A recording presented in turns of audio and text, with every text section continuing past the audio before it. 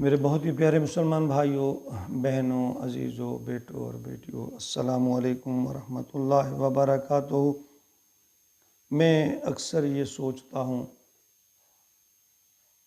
بلکہ دیکھتا ہوں کہ آج ہم قرآن مجید کی برکت سے محروم ہیں۔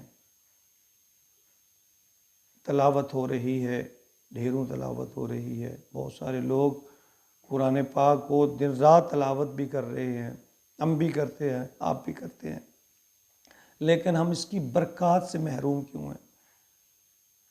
قرآن پاک ایسی برکت والی ایک اللہ تعالیٰ کی کلام ہے کہ جس سے انکار ہو ہی نہیں سکتا۔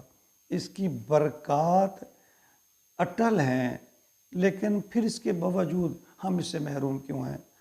تو آئیے ذرا اس پہ تھوڑی سی